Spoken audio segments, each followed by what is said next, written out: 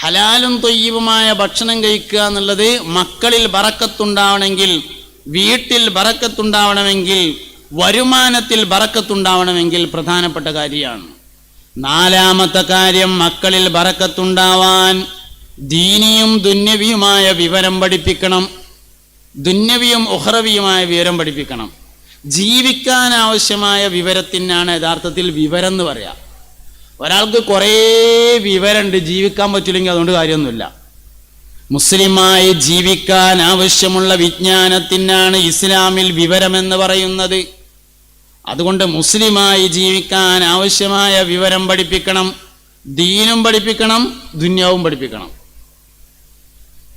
മദ്രസ 3-ാം class ഉള്ളെങ്കിൽ, school 3-ാം class ഉള്ളെങ്കിൽ മദ്രസയും 3-ാം class ആണെങ്കിൽ ഒരു കുഴപ്പം പറ്റൂല.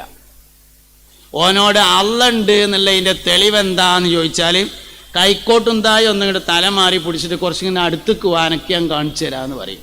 2-ഉം 3-ാം ക്ലാസ് ആണെങ്കിൽ ഒരു കുഴപ്പമുണ്ടാവില്ല. സ്കൂള് 7-ാം ക്ലാസ് ആണെങ്കിൽ മദ്രസ 7-ാം ക്ലാസ് വേണം. സ്കൂള് +2 ആണെങ്കിൽ മദ്രസയും +2 വേണം. സ്കൂള് PhD ആണെങ്കിൽ മദ്രസയിലും PhD ഉണ്ടായിരിക്കണം. അല്ലെങ്കിൽ ഈ ദീനിൽ ഉറച്ചിക്കാൻ പറ്റൂല, പ്രശ്നമാണ്.